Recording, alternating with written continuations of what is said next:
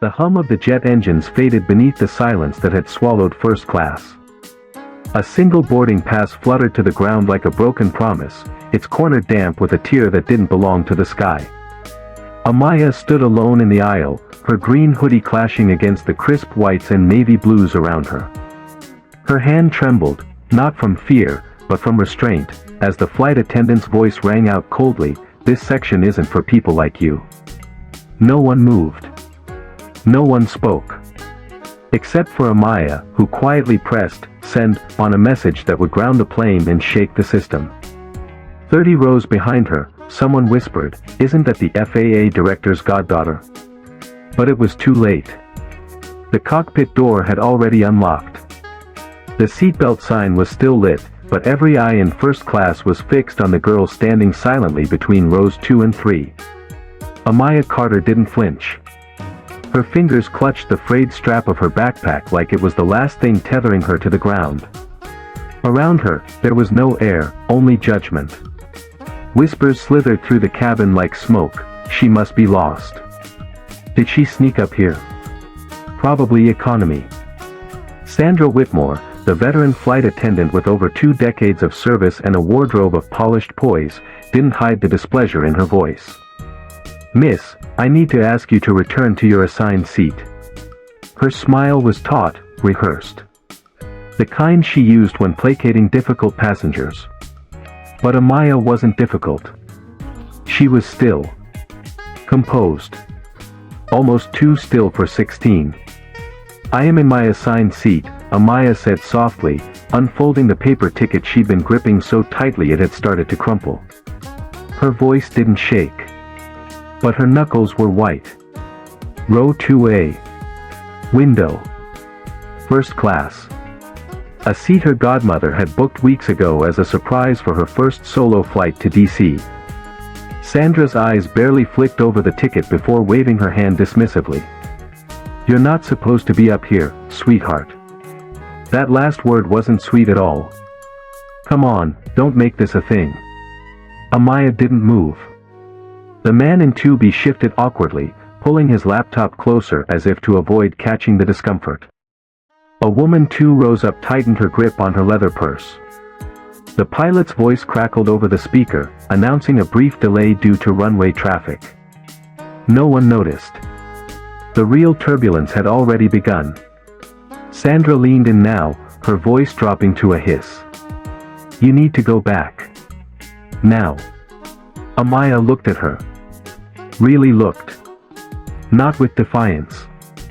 Not even with fear. Just quiet recognition. Then she did something no one expected. She took out her phone. Not to film. Not to argue. Just to type. A message. She sent it without a sound. Her face didn't change. But her entire body exhaled. In the cockpit, Captain Robert Hayes was reviewing the flight path when a sharp knock came at the door. Sandra's voice, clipped and urgent, requested access. "We have a situation," she said. But before the door even opened, his radio blinked alive with a priority message from ground control. "Captain Hayes, this is FAA Regional Command. Flight 882 is ordered to halt pushback immediately. I repeat, do not depart. Await further instruction." "What the hell?" Hayes muttered, eyes narrowing. He toggled the mic. "We're clear on all systems." "What's the issue?" A pause. Then, "This order comes from Director Naomi Brooks herself." Hayes froze. He turned in his seat, one hand still hovering over the throttle. "Naomi Brooks," he repeated. Everyone in the industry knew that name. And the weight it carried. Meanwhile, Sandra had returned to first class, a touch more flustered than before. She wasn't used to confusion, or questions she couldn't predict. "We're experiencing a minor technical delay," she lied, glancing once more at Amaya, who had quietly sat in her seat now, earbuds in, eyes on the clouds beyond the window. But beneath that calm exterior, something was shifting. A storm gathering behind glass. Back in the terminal, Naomi Brooks closed her laptop and rose from her chair without a word. She walked calmly to the private FAA operations center, flanked by 2 agents. Her tone was composed, but her eyes were cold steel. Initiate safety hold on Flight 882. Review the cabin logs. I want the crew on record. Now. In the cabin, silence bloomed thick and strange. The crew had no answers.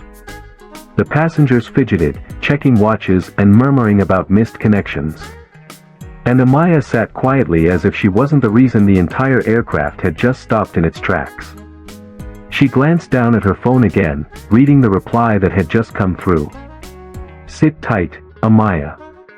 I'm on it. NTN. And with that, the walls began to shift.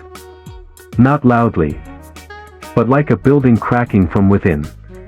The man beside her finally turned. His voice was low. You alright, kid? She nodded. I will be. 10 feet away, Sandra tried to act normal, offering drinks that no one wanted. But her hands were shaking. And she couldn't stop glancing at the girl in 2A. The one who just grounded a plane without raising her voice. 12 weeks earlier, the spring sun cast wide amber slants across the peeling linoleum floor of a small apartment in South Dallas. It was one of those in-between mornings, warm enough to crack the window open, cool enough to sip tea slowly. Amaya Carter sat cross-legged on the living room rug, surrounded by a fortress of physics books and old science fair ribbons curling at the edges. Her hoodie, that same faded green one, was zipped halfway, a quiet shield she'd long outgrown but never abandoned. Across the room, Naomi Brooks watched her with the kind of quiet pride only those who had weathered grief could understand. Not just the kind you feel for someone's potential, but the kind that comes from knowing how easily it could have been lost. Amaya wasn't her daughter. But she might as well have been. Naomi had met Amaya's mother, Dion, back in college, both fierce, both brilliant, both black women with the world stacked against them and laughter that could shatter ceilings. They'd made promises. To each other. To their future kids. To be the aunties who didn't disappear when life got heavy. But Dion had died when Amaya was 10. A heart condition no one caught until it was too late. And from the ashes of that funeral, Naomi had stepped forward. No one expected her to. Not with her career. Not with her Washington office and her jet black suits and her late-night FAA reports. But she'd promised. And that was enough. You're staring, Amaya said, not looking up. Naomi smiled faintly, slipping her coffee onto the chipped table. I'm allowed to. I'm an old woman now. That's what we do. Stare and worry. You're 49. Exactly. Practically ancient. Amaya grinned but didn't laugh.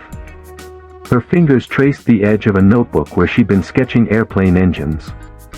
They didn't talk about Dion often. Not because it hurt. But because the silence around her had become a kind of warmth. A room they both visited quietly. Did you know she wanted to be a pilot? Amaya said suddenly. Naomi blinked. Your mom. She never told you. She told me a lot of things. But not that. Amaya nodded, flipping to the next page. She kept a folder in her closet. FAA pamphlets. Articles about black women in aviation. She circled one in red, Bessie Coleman. Naomi's throat tightened. Bessie was the first black woman with a pilot's license. In 1921. She had to go to France to get it, Naomi whispered. Amaya nodded. I think Mom thought, maybe one day she'd do it too. But then life happened. The room pulsed with that quiet ache again. The soundless weight of what could have been. Naomi stood and walked over, placing her hand gently on Amaya's shoulder. You don't have to carry her dreams, you know. Yours are already big enough. But maybe they're the same. They sat in silence after that, the kind that wasn't empty but full of everything unsaid. Later that week, Naomi had booked the ticket. First class. Round trip to DC. The National Youth Science Forum had accepted Amaya's paper on aerodynamics in high-altitude turbulence, something Naomi herself had struggled to understand until Amaya broke it down with a pencil and a napkin. "It's just a seat," Naomi had said when Amaya hesitated. "A seat you earned. A seat your mother would have fought to put you in." But Amaya had looked down at the email again. "It says, first class. What if they think I don't belong?" Naomi tilted her head. "You belong wherever you walk in with your head high. Especially there." Amaya tried to believe it. But the world outside their apartment hadn't changed much. It still measured worth by shoes, by accents, by the price of a wristwatch. It saw a black girl in a hoodie and decided before she spoke. And no matter how many trophies she collected or formulas she mastered, it never seemed to blink. The night before the flight, Amaya packed slowly. She placed her textbooks in a neat stack, tucked in her headphones, folded her green hoodie twice and then, impulsively, unfolded it and put it on. She zipped it up to her chin. It still fit.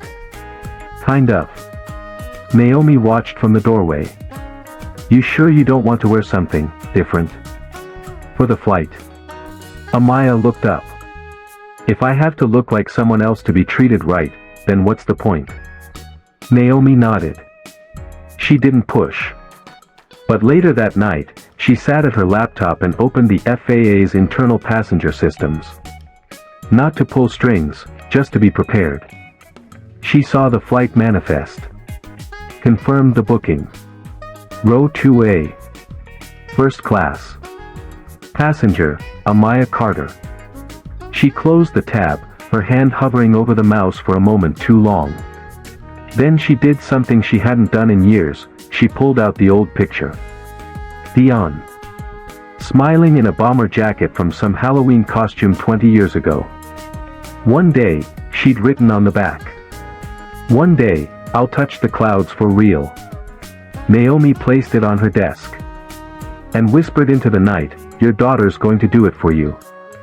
At dawn, she hugged Amaya tighter than usual. No speech. Just eyes that said everything. Amaya boarded the shuttle with her bag, her hoodie, and the quiet strength of 2 generations sewn into her spine. What neither of them knew, yet, was that she wouldn't just touch the clouds. She was going to stop the entire sky. The cabin lights hummed low as the last few passengers filed into the aircraft. Seat 2A sat quietly by the window, untouched, except for a folded boarding pass resting on the headrest. The aisle shimmered faintly under the early sun pouring in from the terminal windows. Amaya had been one of the first to board, ticket in hand, eyes scanning every polished surface like a foreign visitor entering sacred ground.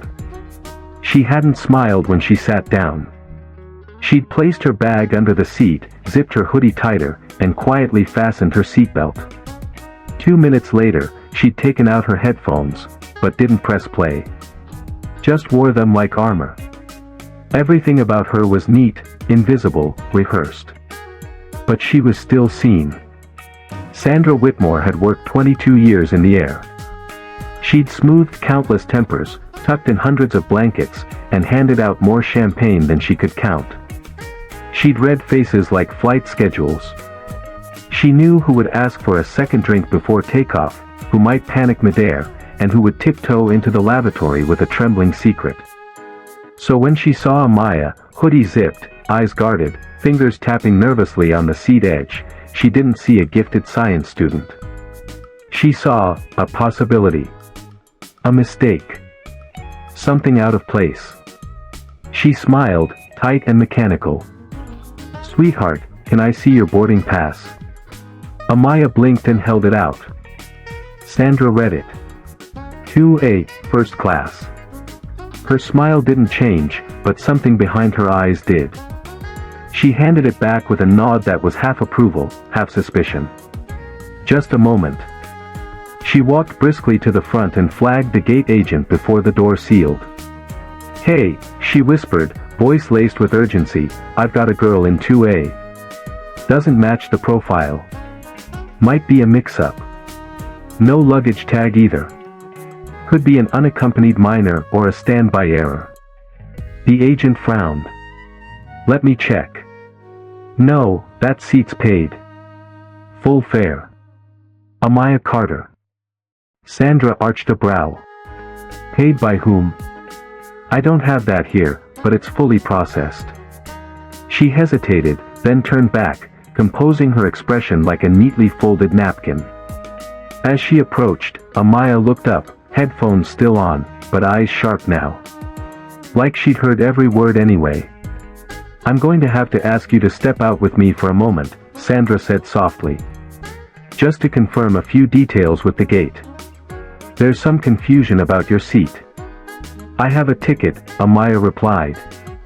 Yes, but sometimes the system. I didn't sneak in. Sandra exhaled, the edge of her professionalism beginning to fray. I didn't say you did. But she had. Not in words. In assumption. In posture.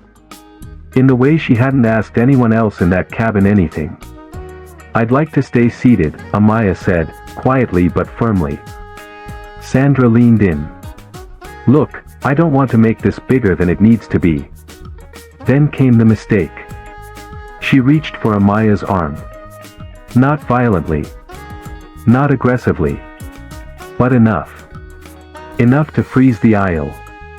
Enough to make the man in 3B glance up, frown, then look away. Enough to make the woman 2 rows behind lower her phone, her recording app silently flicked open. Amaya stood, eyes level. She picked up her bag. Walked past Sandra. Down the jet bridge. Past the people who stared without blinking. Into the terminal, where she was met by silence. She didn't cry. She didn't plead. She sat near gate C27, pulled out her phone, and tapped a message. 5 minutes later, Naomi Brooks paused mid-meeting at the Federal Aviation Administration Safety Division headquarters in D.C. Her phone buzzed once. A single line, they pulled me off the plane. No punctuation. No panic. Just that. Naomi stood. Walked out. And never looked back. Back on the aircraft, Captain Robert Hayes was reviewing his flight plan when the gate doors suddenly reopened. Captain, said the gate supervisor, we've just received a temporary ground order. A what? Direct order from FAA Interim Command. Aircraft N7694L is to remain at gate pending urgent administrative review. All movement is frozen. Captain Hayes looked at the flight number, then at the cabin door, then at Sandra. What happened? I don't know, she said. But she did. Because 2 minutes later, her tablet lit up with an internal memo. FAA Incident Inquiry, Potential Civil Rights Violation, Flight 2398, Gate C27. And above that, a name she recognized from briefings. Naomi Brooks. Director of Aviation Safety. Sandra's lips parted. She turned, eyes sweeping across the cabin. And only now realized what had been invisible to her moments ago. The empty seat in 2A. The folded boarding pass. The fact that no one else had been questioned. Captain Hayes rose from his seat. We're not going anywhere until this is cleared. No, sir. Outside, Amaya sat cross-legged on the carpet by the window, the morning sun pooling around her. She still hadn't cried. But she just grounded a 737. And none of them knew who she truly was yet. Not yet. Sandra sat alone in the operations office, her uniform still pristine, but her posture collapsing in on itself. No one spoke to her. No one needed to. The silence said it all. On the nearby monitor, the FAA seal glowed against a blue background as the internal hearing streamed in from Washington. She had watched enough to know this wasn't going to be a slap on the wrist. Bias, Naomi Brooks had said, voice even, controlled, devastating. Is rarely loud. It's usually procedural. It wears a smile. It calls itself instinct. Captain Hayes had testified too. She followed protocol, but only selectively. That's the problem. And when I learned who the girl was, what she represented, I knew we'd failed her before the wheels ever left the ground. Outside, Amaya sat in the observation gallery with a glass of ginger ale and a packet of almonds, items she refused to take from anyone in uniform. Her hoodie was off now. She wore a simple navy jacket and jeans. Clean. Composed. But her eyes still scanned the world like a field of mines. She hadn't spoken to Sandra since that morning. She hadn't needed to. Because the world had. Within 48 hours, the incident hit every major news outlet. But the footage wasn't just the confrontation, someone had posted a photo of the boarding pass. 2A, her name printed clearly. Someone else uploaded an old photo of Amaya holding a medal at the National STEM Expo. Gifted teen scientist humiliated at airport. People screamed in comment sections. Others whispered in policy briefings. By the end of the week, 3 internal audits had launched. And for once, the people who usually remained invisible were brought into the light. And then came the invitation. Not an apology. Not a PR stunt. A quiet request. From NASA. They'd been watching Amaya since she was 13. Her design for sustainable aviation fuel systems had won a Youth Innovation Award the year before. Naomi had sent them her application in secret months ago. But this moment had given them a reason to move faster. At Terminal 3, a different kind of boarding pass was waiting. One marked for Houston.